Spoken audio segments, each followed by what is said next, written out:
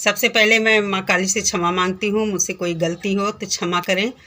दोस्तों, हम अपने देवताओं के बारे में जितना मुझे बताया गया है, जितना जानते हैं किताबों से, जो मैंने पढ़ा है या जो भी इधर उधर हम लोग सुनते हैं, बस उतना ही जानते हैं। इतना गूढ़ रहस्य है देवताओं के बारे में कि हम उनके बारे में बखान क्या करें, बात करने लायक नहीं है। लेकिन थोड़ा बहुत जो जिन जिन रूपों की हम पूजा करते हैं उसके बारे में जो हम जानते हैं, तो बस उतनी ही बात कर पाते हैं। जय माता दी दोस्तों, कैसे हैं आप सभी। दिन के बजे हैं 1:30 और इस समय तक मेरा सारा काम फिनिश हो गया है। मैंने अपना जो फलाहार मुझे करना था वो भी कर लिया है, खाना पीना हो गया है, काम भी साफ़ सफाई सब हो गई है। दोस्तों, आज 7वां नवरात्र है और आज हम सब ने महाकाली की पूजा किया है। बड़ा ही डरावना, बड़ा ही भयंकर, बड़ा ही क्रोधित स्वरूप है उनका। लेकिन जितना ही हम उनसे डरते हैं ना, उतना ही वो अपने भक्तों पर अपनी कृपा बरसाती हैं और भक्तों को अपना आशीर्वाद प्रदान करके उन्हें निहाल करती हैं। तो आइए आज का ब्लॉग शुरू करते हैं और देखते हैं आज का मेरा रूटीन क्या रहा। 12 बजे तक मेरा आज का रूटीन क्या रहा वो भी आपको दिखाऊंगी। और माँ काली के स्वरूप से बिल्कुल भी मत डरिए, इतनी ममतामयी है वो। हाँ, उनका स्वरूप जो है भयंकर है, देखने में हम डर जाते हैं, लेकिन ऐसा बिल्कुल नहीं। किसके लिए उन्होंने इतना अपना भयंकर रूप धारण किया, वो हमें जानने की ज़रूरत है।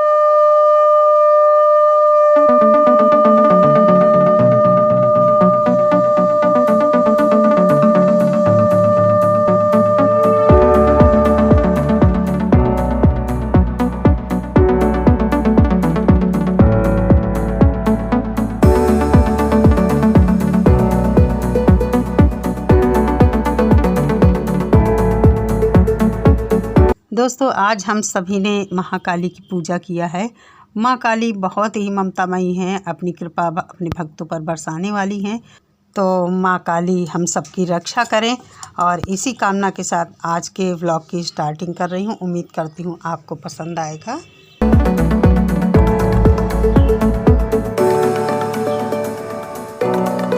तो दोस्तों, चैनल को सब्सक्राइब कीजिए, साथ ही साथ बेल आइकन भी प्रेस कीजिए।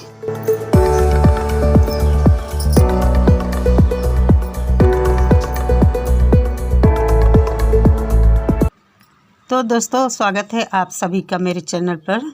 और पूजा वूजा करने के बाद मैं नीचे आ गई थी।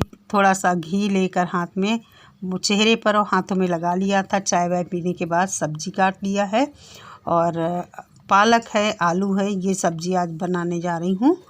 और बस अब 10 बजा होगा करीब, तो बस खाने पीने का ही अब काम है। तो यहाँ पर सब्जी मैंने काट लिया और ये छिलके उठाकर रख दूँगी, तो गाय वगैरह को डाल दिए जाएंगे। और यहाँ थोड़ा पोछा मार देंगे। चाय वाय के बर्तन धुल कर ले आई हूँ, उनको भी रख दे रही हूँ। और बस पोछा वोछा हमारा सब लग गया है, बर्तन धुलकर अब बस खाना ही बनाऊँगी सीधे। दोस्तों, आज के व्लॉग में मैं अपना रूटीन तो दिखा ही रही हूँ, साथ ही साथ आज महाकाली का रौद्र रूप क्यों है, इतना भयंकर रूप उन्होंने क्यों धारण किया है, तो इसके बारे में थोड़ी सी बात करेंगे। बहुत ही बढ़िया बातचीत है, बहुत ही अच्छी चर्चा है, तो आप ज़रूर वीडियो पर बने रहिए और सुनिए। और देखिए, मैंने कढ़ाई रख दी है, तो इसमें मैं कुकिंग ऑयल डाल रही हूँ। तो जैसा कि मेरा व्रत है, तो मैं सरसों का तेल नहीं खाती हूँ व्रत में। देसी घी या मूंगफली वाला तेल जो होता है उसको डालकर मैं बनाती हूँ जो मुझे खाना होता है। तो आजकल मैं इसी तेल में बाकी घर वालों की भी सब्ज़ी बनाती हूँ और सेंधा नमक, हरी मिर्च, काली मिर्च, यही सब डाल के बनाती हूँ, जिससे मुझे अलग न बनाना पड़े और सच में बहुत टेस्टी बनती है सब्ज़ी। तो यहाँ पर तेल गर्म हो जाने पर आलू और पालक को डाल दिया है और इसको थोड़ी देर के लिए ऐसे ही ढक देंगे धीमी आंच पर, जिससे पानी छोड़ देगी। उसके बाद फिर नमक डालेंगे और साथ ही साथ अपने लिए आज बनाऊंगी साबूदाना की खीर और इन लोगों के लिए रोटियां सेक दूंगी। पूरे नवरात्र हो गए लेकिन मैंने मीठा कुछ भी नहीं बनाया था अभी तक। तो देखिए, यहाँ पर पालक हमारी थोड़ी सी पिचक गई, तो मैंने सेंधा नमक इसमें डाल दिया है। और अब मैं टमाटर और हरी धनिया काट कर इसमें और आलू पालक की सब्ज़ी मैं पहले भी इस तरह बनाती थी, टमाटर हरी धनिया डालकर, बहुत टेस्टी लगती है। अगर आपने नहीं बनाया है तो ज़रूर बनाकर ट्राई करना। हाँ, ये है कि व्रत में जैसे मैं लहसुन नहीं डाल रही हूँ, वैसे आप इसमें लहसुन हरी मिर्च और हींग का तड़का देकर बनाइए, टमाटर हरी धनिया डालिए, बहुत टेस्टी लगेगी आपको। और फ्रेंड्स, यहाँ कुछ नया काम हो रहा है तो वीडियो पे बने रहिए, वो आपको वीडियो में आगे देखने को मिलेगा। तो चलिए अपनी सब्ज़ी वगैरह देखते हैं।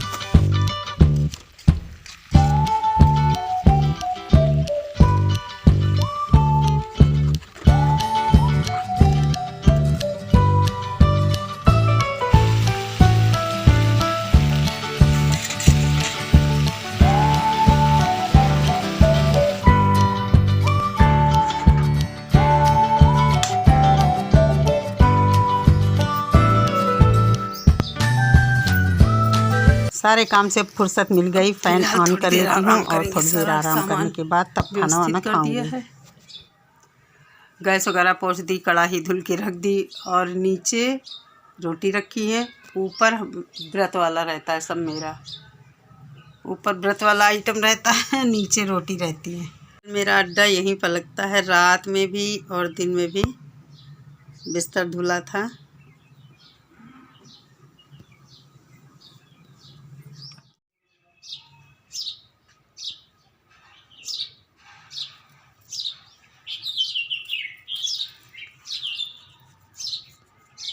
अष्टमी और रामनवमी है, इसलिए चूना वगैरह डालते हैं मंदिर में।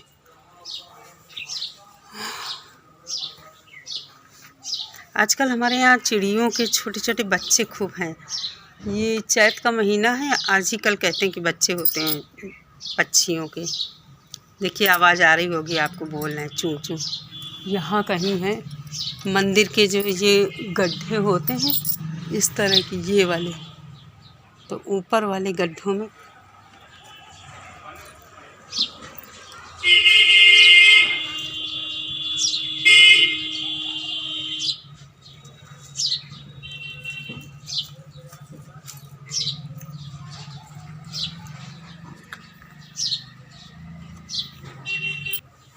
कहते हैं अपनी आमदनी का कुछ भाग भगवान के नाम का ज़रूर निकालना चाहिए।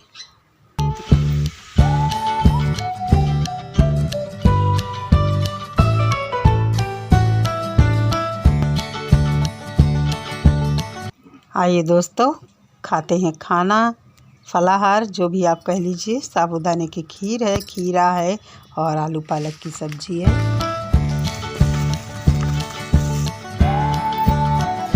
तो दोस्तों, हम सभी का खाना पीना हो गया है और ये अब बज गया है दोपहर का लगभग 1। तो ये थोड़े से मिर्चे थे जिन्हें मैंने धूप में रख दिया है जिससे ख़राब ना हो। और आइए अब दिखाते हैं मंदिर में क्या काम हो रहा है। तो आज हमारे यहाँ मंदिर में भगवान जी के लिए पंखा लगाया जा रहा है। तो ये मैंने नहीं, मेरे घर के दूसरी गली पीछे जो गली है उसमें से एक लोगों ने लगवाया है, कोई मनौती इनकी पूरी हुई थी, तो वही यहाँ पे पंखा लगाया जा रहा है। और अब मुझे लगी प्यास, तो बस एक गिलास पानी पीकर और चलिए फिर आपसे बात करते हैं।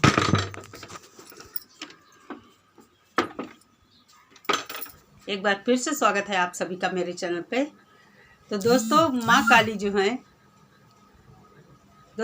काली जो है दुर्गा जी का ही स्वरूप है एक, जो कि बहुत ही क्रोध वाला और बहुत ही गुस्से वाला है, विनाशकारी रूप है, हम कह सकते हैं ऐसा। और ऐसा है भी, सच भी है ये बात। तो हम माँ काली का रूप जब देखते हैं, उनकी जीभ बाहर निकली हुई, दांत बाहर निकले हुए, गले में मुंडमाला, हाथ में कटार, तो ये रूप देखकर स्वाभाविक है सभी लोग डर जाते हैं। लेकिन इनके स्वरूप की जितनी भी चीज़ें हैं, जितनी भी खूबियाँ हमको दिखती हैं जिनसे हम डरते हैं, उनका हर एक चीज़ का कुछ न कुछ महत्व है। माँ काली जो गले में अपने मुंडमाला पहने रहती, ये हमारे ऊपर जो संकट आते हैं उनको काट कर उन्होंने अपने गले में मुंडमाला धारण किया है। कहने का मतलब है माँ काली कोई स्वर्ण आभूषण नहीं, कुछ भी नहीं, वो हमारे संकटों के आभूषण पहने हुए हैं। मैं माँ काली को बार बार प्रणाम करती हूँ। माँ काली सबकी रक्षा करें। और इसी तरह रक्त बीज था, उसने देवताओं को प्रसन्न करके ये वरदान मांगा कि मुझे कोई ना मार सके, मेरी मृत्यु ना हो। देवताओं की लड़ाई में जब भी रक्त बीज के ऊपर कोई वार करता तो उसका जितनी बूंदें खून की धरती पर गिरती उतने ही रक्त बीज पैदा हो जाते थे। तो बड़ा ही मुश्किल हुआ उसको मारना, कोई भी उसको नहीं मार सकता था। तब देवताओं ने माँ दुर्गा से प्रार्थना किया कि माँ ये क्या हो रहा है, एक बूंद भी अगर गिरती है तो एक रक्त बीज तैयार हो जाता, 10 बूंदें अगर उसके खून के नीचे गिरती हैं पृथ्वी पर तो 10 रक्त बीज तैयार हो जाते हैं। इसी तरह रक्त बीज की बूंदें जितनी भी गिरती थी उतने रक्त बीज तैयार हो जाते थे। तो उसकी बहुत बड़ी सेना तैयार हो गई। फिर माँ दुर्गा ने अपनी शक्ति काली के रूप में, तो माँ काली और रक्त बीज के साथ जब बहुत भयंकर युद्ध हुआ तो माँ काली जितने ही बार उसको मारती जितनी बूंदें गिरती उतने ही रक्त बीज तैयार हो जाते। तब फिर माँ काली ने क्या किया, अपना ये वाला रूप धारण किया और जितने रक्त बीज तैयार होते सबको काटती जाती और उनकी जो जीभ बाहर निकली हुई दिखाई देती है, उन्होंने अपनी जीभ को इतना लंबा कर लिया कि जितनी बूंदें उसका सिर काटने से जितना रक्त बहता सब रक्त वो अपनी जीभ से पीती जाती थी। इस तरह खून की बूंदें जमीन पर गिरी नहीं, बिल्कुल नहीं गिरी। तब रक्त बीज को मारना संभव हुआ। तो माँ काली ने रक्त बीज जैसे राक्षस को मारकर उद्धार किया। मारे क्रोध के माँ काली किसी की बात सुनने के लिए तैयार ही नहीं थी। तब देवताओं ने भगवान भोलेनाथ से प्रार्थना किया कि भगवान ये क्या हो रहा है, इस तरह तो पूरी सृष्टि ही समाप्त हो जाएगी, चल के माँ को रोकिए, आप ही रोक सकते हैं, कोई नहीं रोक सकता। तब भगवान भोलेनाथ आए और माँ काली के रास्ते में लेट गए। तो कहा जाता है ना कि इंसान क्रोध में अंधा होता, तो माँ काली को इतना क्रोध था कि वो बस जिधर निकल रही मार काट के अलावा इधर उधर मारती काटती चली जा रही थी। तो भगवान नीचे पृथ्वी पर उनके रास्ते में लेट गए और जैसे ही माँ का पैर भगवान शिव जी की छाती पर पड़ा तब उन्हें और जब नीचे देखा माँ ने ऐसे तो एकदम उन्हें अपनी गलती का एहसास हुआ। उसी जगह माँ का क्रोध शांत हुआ। तो कहते हैं कि माँ पार्वती का ही रूप काली माँ है। तो दोस्तों बहुत थोड़ी सी जानकारी थी जो मुझे, वो मैंने आपके साथ शेयर किया है। उम्मीद है आपको अच्छी लगी होगी। तो दोस्तों माँ काली आप सभी के ऊपर अपनी कृपा हमेशा बनाए रखें, आपके परिवार को हर बुरी नज़र से माँ काली बचाएं और आपके सारे संकटों को धारण कर लें। तो चलिए दोस्तों इसी कामना के साथ इस वीडियो का एंड करते हैं। हम मिलते हैं नेक्स्ट वीडियो में। Bye bye, take care, thanks for watching. जय महाकाली।